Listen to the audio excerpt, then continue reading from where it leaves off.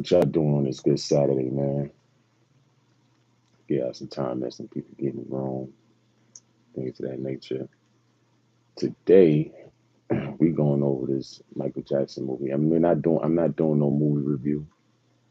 I just want to address some of the critics, people that had stuff to say, and then take a look at Michael Jackson's life. You know what I mean? But ain't no spoilers in here. It's not gonna be no spoilers in here because we are. I want people to still go see the movie. So you know, I'm not gonna give out no spoilers. Go see the movie. The movie is phenomenal, phenomenal movie. Take your kids to go see it. Take your nephews, your nieces. The movie was phenomenal. Um, Now the way the movie was set out is more like a timeline, right? You know, and it stopped at 1988, so it's going to be a part two. It's definitely going to be a part two. But you couldn't help but move your feet in the seat, man. Like the movie was just it's inspiring, man. I grew up listening to Michael Jackson. You know what I'm saying? I watched his rise. You know what I mean? I wasn't around for before when first came out as a child prodigy, but I watched when he was an adult and he started to really come into himself. I watched that whole thing. You know, um, now what I will say is for the critics, I heard Ebro saying some nonsense about it. I wasn't really feeling Ebro's comments. He said Michael Jackson was the McDonald's of pop music, and the albums had skips or some shit like that. And I was just like, man, Ebro, we don't even know if you part of the culture for real. So you having these strong opinions about somebody that did something that you're probably not going to do in this lifetime. I don't want to hear it. I don't want to hear it. You know, Ebro was an agent for the system that oppresses these artists. So you was part of that. You know what I mean? And you helped, especially when you was in New York. But I don't give a damn about Ebro's opinion. I don't give a damn about Joe Budden's opinion. The movie was phenomenal. Go check it out. You understand what I'm saying? Now people are saying, "Oh yeah, this part wasn't in the movie." And Michael Jackson made his first song in 1969. He passed away in 2009. You really think they was going to be able to cram 40 years into 2 hours? Let's be real. What's up, chat? Let's be real. You can't cram 40 years into 2 hours. You can't cram 40 years even into 4 hours. So if they come out with a part two to this movie, you better believe that it's going to be some things that are going to get skipped over. You know what I mean? Um, Now, what I will say is a lot of people painted Joe Jackson to be the villain. How's your day? I'm all right. I'm all right. We on this Michael Jackson movie. Did you go and see it? Yeah, but you know, a lot of people try to paint Joe Jackson as a villain, and I feel like to a certain degree he was necessary. You know what I mean? Because you got to put yourself in his shoes for a second, right? Um, Joe Jackson had 10 kids coming out of Gary, Indiana, and his wife as well. And he had to figure out a plan to get all of them out the ghetto, and he did that. They were all successful because of him. Now, what I will say is that there was no balance with him. You know what I mean? There was no emotional intelligence there, and that really affected Michael. And I think that it pushed Michael into the hands of people that really didn't care about him. You know what I mean? And Michael left one battle with his father to go now and battle these devils in the corporate, the music industry, the corporate side of it. You know what I mean? And I felt like his dad needed to be around to support him through that because he did ask his dad for help, but whoever was around to make sure that message didn't get through to his father. Because regardless of the case, his father was going to go to the end of the earth for him. You know what I mean? Um, Men back in those times were hard nosed. It was a different time. It was rough. You had to be a stand up guy out here. You know what I mean? There was no room for weakness. And sometimes it affected the family in negative ways. because my father, God rest his dead, had some of those ways, but I still love him. And once I understood how he grew up, it made it I understood him more. You know what I mean? Um, Now, as far as when after I see the movie, I went home and just started playing all the Michael Jackson stuff, like all into the night, damn near into the next day. Like it just made me a fan all over again. I was always a fan, but it made me a fan all over again, Like it was a phenomenal experience, man. And for the critics, right? Where were the critics at when they made that horrible movie with Flex playing Michael Jackson? You know what I mean? Like where was the critics at then? You know what I'm saying? What did you not get, Tony Grant? Yeah, like where was the critics at then? That movie was horrible, and they put that garbage out on Lifetime. And no, I never heard of them. They put that garbage out on Lifetime, and people, it was a horrible movie. But now this movie, it was inspiring.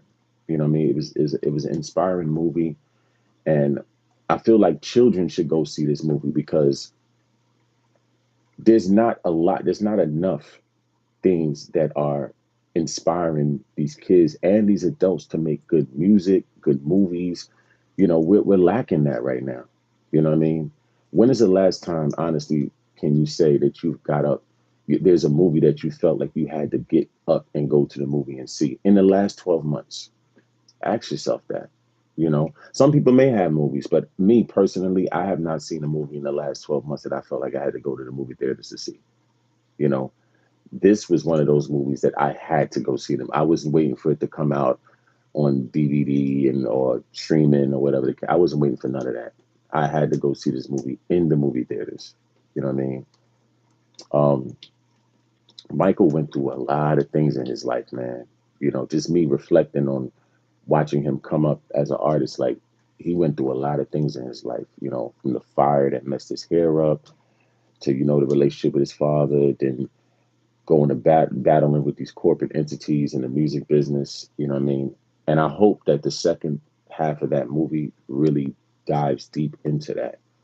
You know, um, One thing about that movie that I realized is that you know there's still room because I asked some of the youngins, and I said, do you think that there will be somebody that would be just as great as Michael Jackson or better within this generation? And a lot of them was they was like, no, they was really like they didn't believe that they could be somebody that large again. And I'm like, there was artists that were big before Michael Jackson. I said the only thing that people need to do, what I mean, when it comes to sometimes you just got to put your all into it, man. And I feel like a lot of movies now are regurgitated. A lot of the music is low quality, low effort. People chasing a bag instead of trying to create magic in that studio. You know what I mean? you know let's try to create great stuff, man. And the movie is inspiring because it lets you know that you can be great in anything that you do. It don't matter what you do. You know what I mean? You can be great in it. It don't have to be in the music business. It could be, you know you could be a career, a trade. Be great in it, put your all into it. You know what I'm saying? um but it was a lot of things about. I feel like that movie should be that's one for the books. And I know I was kind of sad that Janet Jackson wasn't in the movie. You know what I mean? I would have really liked to see her because I know her and Michael was close. But for whatever reason, the show must go on. You know what I mean? I've seen a couple of interviews with Paris Jackson and not Paris Jackson, Prince Jackson. And I like his take on it. I like that he supported it fully. He was on set every day. He didn't care about the critics. You know what I mean? And like I said, to the critics, you know, you're being very critical, but at the end of the day, if it was left up to you, there wouldn't be no Michael Jackson movie. I feel like every one of our legends need a biopic, a well put together biopic. You understand? And If it was up to the critics, there wouldn't be no biopics. You can't listen to critics all the damn time. There was only one Michael Jackson movie, and that was in 1992 when he was alive. This is the second one. You understand? So, at the end of the day, man, um, it's phenomenal, man. It's phenomenal, and I think that once you watch the movie, you need to go check out his catalog. Go on Spotify, go on your streaming, because he had one of the best streaming weeks because of the movie. But I mean, I could see it goes together like peanut butter and jelly. Like you leave the movie, you're gonna want to check out his catalog. There were songs that people have sampled so much that I forgot that he made the original song. When I started going back to the Thriller album, the Bad album, History, you know what I'm saying? When they put together the Remember the Time video, that part wasn't in the movie. Like I said, I'm not giving no spoilers here. Go check the movie out and support it. But the Remember the Time video, like it was just so many things that it was like a time capsule. You know what I mean? And you start thinking back to where you was and what you was doing around that time that Michael Jackson came out. Whether you was older, younger, whatever. You know what I'm saying? I was a kid when he came out. But phenomenal movie. And I think that it should inspire people to make great shit, man. You know what I mean? Like there can be something, there can be someone as big, but it's just like think about it. Think about this for instance, right? YouTube, Instagram, Facebook, TikTok, Snapchat. All of these are stages. You know what I mean? And all of these platforms have people, fans, right? Imagine if somebody just rents out an auditorium and you have like a talent show where you have people, the tickets are free. Anybody could pull up to the auditorium, right? You have people pull up, you have like a little talent show, and people just give it their all on stage. If they're trash, then they go left. If they're good, they go right. And you get to see real talent, but somebody can really grab this whole thing and just be really great, and it would transcend. It would wake up everything around here. People was talking about subgenres and hip hop and stuff like that. I think a lot of that is because the music is so scattered, and it's hard to find good music now. You know what I mean? So I hope that a movie like this inspires people to make better music, better movies, just try to be better or try to be great in whatever you're doing in life. You know what I mean? Um, you know, Now as far as, the Jackson Five, I'm glad to see that a lot of them are alive. There's only one of them that passed. Rest in peace to him. But a lot of them are alive. You know what I mean? And they're doing their thing. You know. But the movie's inspiring, man. I couldn't wait. I had to go get my popcorn. I had to go get my little snacks and stuff like that. And I was locked into my seat for the entire film. You know what I mean? You know.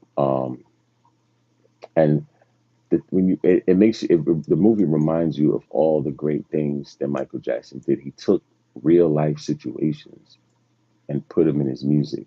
You know what I mean? He took the Bloods and the Crips and put them in his video. He seen the wars that were going on overseas, and he made a song about that. You know what I mean? You know, he took um, the kids that were going through poverty and that were you know, sick with illnesses and stuff like that in Africa and different places and put that in his song. You know what I mean? Like he was able to capture moments in his music, man. And I just hope that by this movie coming out and people go to see this movie, it sparks the brain in someone so they can go out here in this world and be great, man. You know what I mean? Even me, it inspired me to, just double down more on the things that I do. You know what I'm saying? It's crazy. Like, go see the movie. Like I said, tell a friend to tell a friend. You know what I mean? I'm not gonna do a review on the movie because I don't. I want everybody. I want the majority of the people to see it first. You know what I'm saying? So when I give my take on it, everybody, most of the people will have been seen it by that time. You know what I mean? But it's a great watch, man. It's a great watch, and it's something to definitely put in your collection. You know what I mean? Um, I also think that they should do a series on Michael Jackson to cover all of everything because, like I said, you can't put 40 years of Michael Jackson's life into the movie. Even if the movie has two parts, it's going to be hard to put 40 years into that, you know? So I think that they should come out with a series that can, cover all the nooks and crannies, all the things that might have gotten overlooked in the movie. They should cover those things. So, it can be, everybody can see all of the things that Michael been through. But I just don't think that you're going to cover that in a movie. You know what I mean? And you know, I was checking out the Joe Budden podcast, and it was, I remember Mark Lamont Hill was saying that he went in to go see the Michael movie with low expectations. How the hell do you go in to see a Michael Jackson movie with low expectations? Like, so it's like you're already going in there with a negative mindset. I didn't go in there with no expectations. I just want to see a good movie, and I want to see my childhood hero depicted in the right way. You know what I mean? And I think they did a phenomenal job. His nephew Jafar Jackson did a phenomenal job. You know what I mean? Everything just came together. Nia Long playing the mother. You know what I'm saying? The father. They got an actor that really matched how the father looked. And it was a great movie, man. Just all around. But what I will say is that from what I've seen with Joe Jackson over the years, Joe Jackson meant well for his family, but somewhere along in the line, greed got involved. You know what I mean? And I don't think he never really addressed that. But the type of people that Michael was battling and going back and forth with in the industry, you needed somebody with the tenacity of Joe Jackson to deal with those devils. You know what I mean? Because towards the end of his life, I would say years leading up to when Michael Jackson passed, there was a lot of slander, there was a lot of disrespect. You know what I mean? I don't forget that. The New York Post, the New York Daily News putting Jacko Wacko on the front cover and all that. I ain't forget none of that. You know what I mean? And I would never subscribe to any one of those newspapers because of that, because they painted Michael Jackson like he was a villain. You know what I mean? And I didn't think that was fair. You understand? Um, people making up lies about why Michael Jackson bleached his skin. They made it seem like he just wanted to be white and all this nonsense. No, the man really had vitiligo. The man really had a concert accident that burned the top of his scalp to where he never fully recovered from that. It took him years, and his hair never recovered from that. You know what I'm saying? Like, there was a lot of lies put out on Michael Jackson leading up to Michael Jackson's passing, and not to mention, you know, all of these industry sharks that he was dealing with. You know what I mean? Like Paul McCartney was one of them. You know what I'm saying? And the head of Sony. You know, because Michael Jackson became a necessary force in the industry. He became a necessary evil. You know what I mean? And a lot of record execs that was on the other side of the fence didn't like Michael Jackson fought for black music. Not only did he make, and put on for black music, he fought for black music. And he didn't like to see people get screwed over by record labels. You know what I mean? He didn't like to see people get their whole careers took from under them by a record label. You understand? So he fought the good fight. So did Prince. Prince as well fought the good fight. You know, and when I look at the industry now and I see how people want to get chummy with these industry execs, and I'm like, y'all ain't learned nothing. Y'all ain't learned a damn thing from Michael Jackson and Prince. These people ain't your friends. All they want to do is take you like a dish rag and squeeze all of the good shit out of you and use it for their benefit. And by the time you're all used up, they just kick you off to the curb. You know what I mean? So you can't treat them like they're your friends.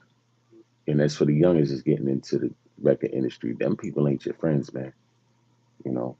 Um, but I hope that a lot of those things, a lot of those struggles that Michael went through, get addressed in the second half of the movie. You know, because there will be a part two. They left us at a cliffhanger. They only stopped at a certain year, and you know we got to see from that year all the way on till present. So I think that's what the next movie would cover. You understand? But it was a phenomenal movie. You know, I just can't help but say it's a phenomenal movie. You gotta go see it.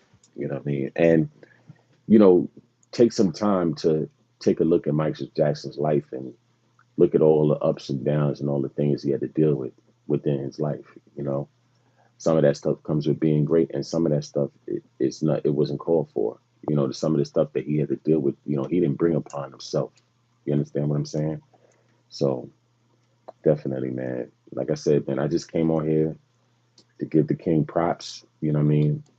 And tell everybody how good the movie is, so you guys can go see it. Like I said, the hell with the critics. We don't give a damn about. I ain't going for no Michael Jackson slander right now. You understand what I'm saying? So that's out. You know what I mean?